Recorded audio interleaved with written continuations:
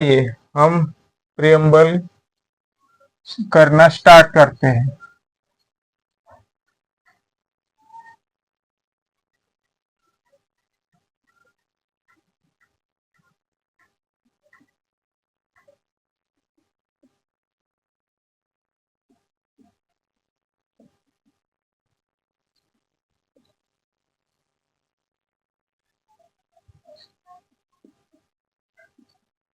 We the people of India, हम भारत के लोग, having solemnly resolved to constitute India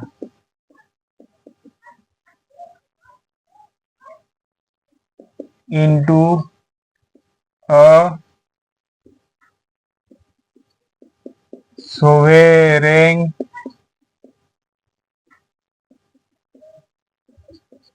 socialist secular democratic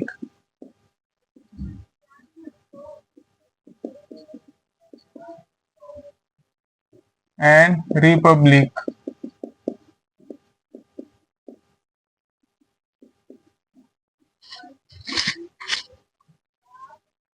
and to secure to all its citizens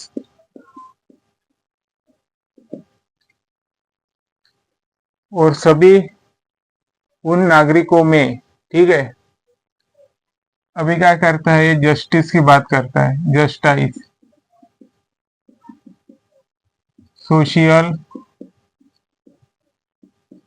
economical and political.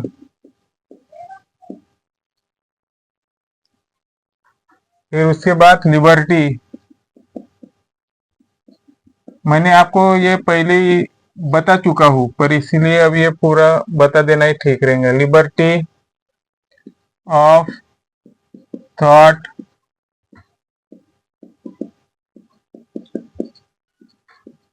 Expression, belief, faith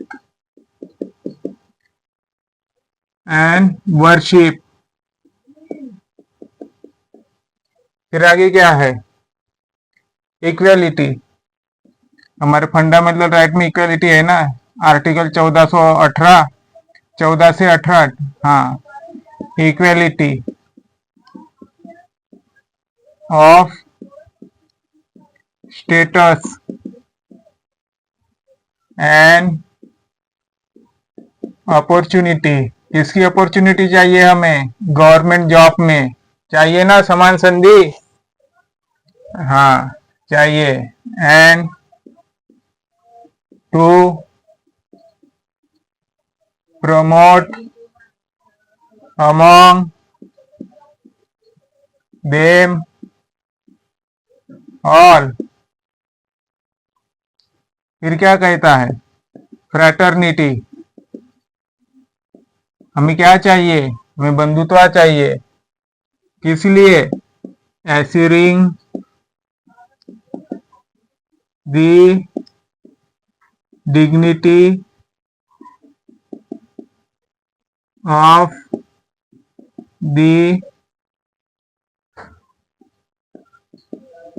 individual and the unity and integrity of the nation। किसके लिए fraternity चाहिए, राष्ट्र के लिए, पर हम राष्ट्र के लिए फ्रेटर्निटी चाहते हैं? नहीं चाहते। हम क्या चाहते हैं? इसने ये किया, उसने वो किया, ये ऐसी है, वो वैसी है। हम इस हमारी जिंदगी इसमें ही जा रही है। उस लड़के ने ये कहा, उस लड़की ने वो कहा, उस औरत ने ये कहा, उस औरत ने वो कहा, ये लोग ऐसी है, वो लोग ऐसी है। ये हमने हमारी फ्रेटर्निटी बना के रख दी है। और क्या कहता है आगे? इन और constituent assembly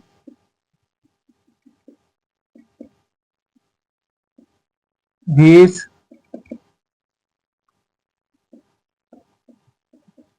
26th day of November 1949 do hereby adopt, enact and give to or salvage this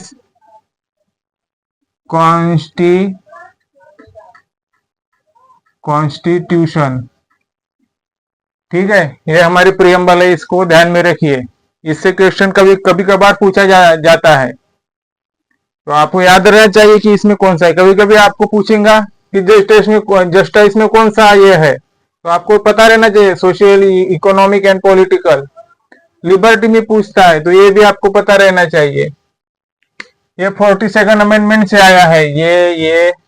और कौन सा है इसमें? Assuring the dignity of the, ये इंटीग्रिटी आया है। ठीक है, नहीं इंटीग्रिटी, यूनिटी, हाँ हाँ, ये इंटीग्रिटी आया है 42nd अमेंडमेंट से। तो ये आपको याद रहना चाहिए। कल हमने कहा था कि आसना जो साइक्लोन है, चक्रवात है, वो ओमान की खाड़ी की तरफ गया, पर वो वापस हमारे तट पर आ गया गुजरात के, इसीलिए कल बारिश चालू हुई। आइए, प्रोविजन, हम क्या बात कर रहे हैं? पार्ट 21 की, temporary and transitional and special provision. ठीक है, ये जो हमारा मोबाइल है, ये है ना, जिससे हम वीडियो बनाते हो, कभी कभी बीच में बंद पड़ जाता है, आधी अधूरी वीडियो हो जाती है, फिर हमें फिर से वीडियो बनाना पड़ता है। उसके लिए हम माफी चाहेंगे। आइए, आर्टिकल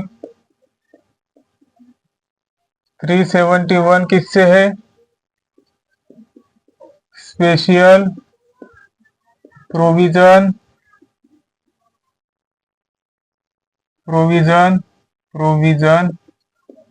विथ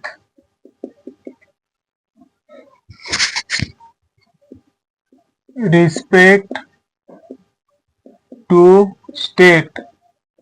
हम विशेष आदर के साथ राज्यों को रिस्पेक्ट देंगे। किसको? महाराष्ट्र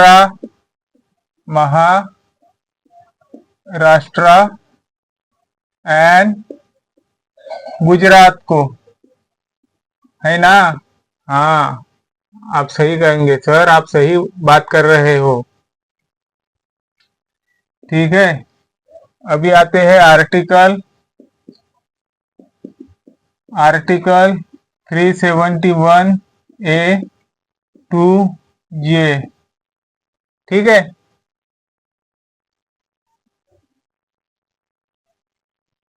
ईठो, ईठो, ईठो, ईठो,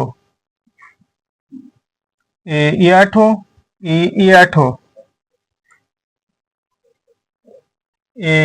iaठो, iaठो, एक बिल आहे, 2 बिल आहे, 3 बिल आहे, 4 बिल आहे, 5 बिल आहे, 7 बिल आहे, 8 बिल आहे, 9 बिल आहे और 10 ठो बिल आहे, हम सभी लाए। Article 371A, article 371B, article 371C,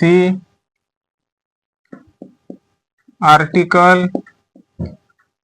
371D,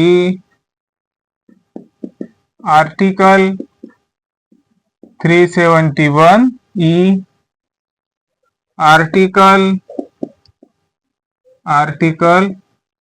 371EF, article 371EFG, 1 2 3 4 5 6 7 8,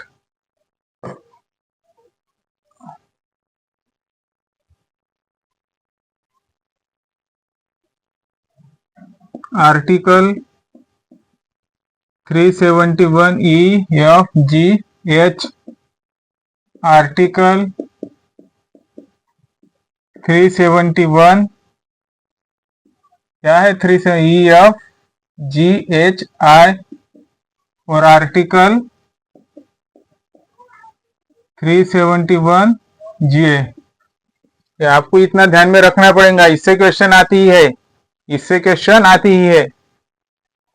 और ये पार्ट 21 है, 20 क्या है, अमेंडमेंट ऑफ द कॉन्स्टिट्यूशन, ठीक है।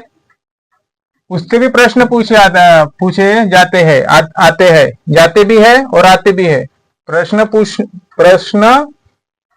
पूछे जाते भी है और प्रश्न आते भी है, ठीक है। तो ये आर्टिकल 1 किस क्या है, ये नागालैंड है, नागालैंड। और एक किस रीऑर्गेनाइजेशन में आता है, reorganisation act, the north eastern reorganisation act 1971, okay, 1971। Article 371B ये किससे संबंधित है, ये है नागालैंड, आसाम, ये आसाम से है। जो आसामी है, जो हमारी नॉर्थ ईस्टर्न बाउंड्री को सभी चिपक के है, जो स्टेट की ये है, उसमें आंध्र प्रदेश नहीं, क्या क्या क्या आ गया उसमें, अरुणाचल प्रदेश, मणिपुर आ गया, त्रिपुरा भी आ गया, मेघालय भी आ गया, मिजोरम भी आ गया, ये सभी, ये आसाम की बाउंड्री सभी को टच होती है। तो इसका भी रीऑर्गेनाइजेशन एक्ट क्या रहेगा, वही रहेगा, नॉर्थ ईस्टर्न रीऑर्गेनाइजेशन एक्ट 1971। ये किसके लिए है, ये मणिपुर के लिए है, ये थोड़ा सा ध्यान में रखिए, ये पूछ सकता है मणिपुर। आर्टिकल 371C मणिपुर, इसका भी रीऑर्गेनाइजेशन एक्ट वही है, कौन सा है, the North eastern reorganisation act 1971।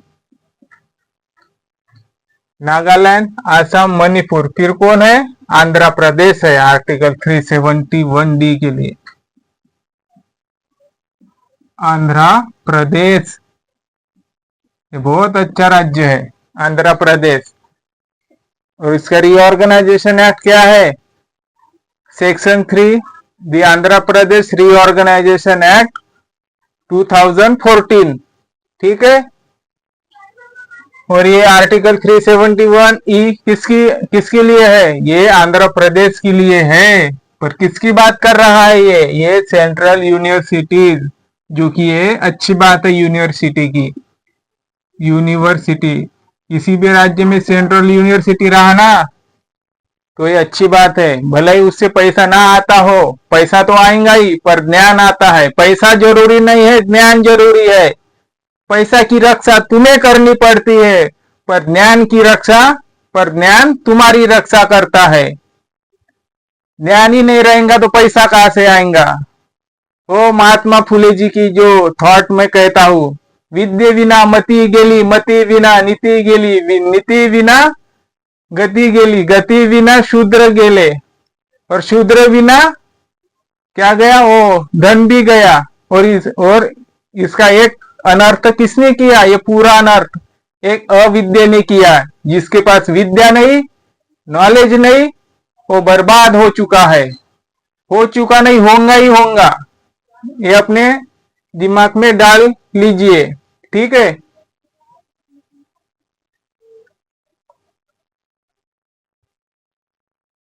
और ये सेंट्रल यूनिवर्सिटी, अभी क्या आएगा? ये आर्टिकल 371F, आर्टिकल 370F आएगा सिक्किम से।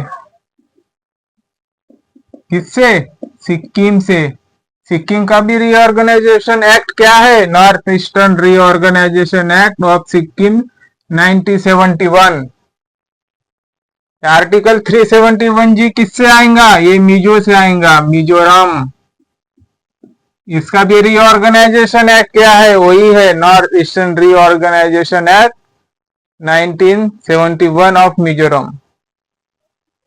ये किससे है? आर्टिकल 371H, ये अरुणाचल प्रदेश से है। ये हमें बहुत अच्छा स्टेट लगता है अरुणाचल प्रदेश। वहां पे सभी प्रकार की मौसमी और बारिश होती है, झाड़ी झुड़पे बहुत है, वहां पे जंगल एरिया है, और बहुत प्यारा स्टेट है अरुणाचल प्रदेश। इसका भी रीऑर्गेनाइजेशन एक्ट 1971।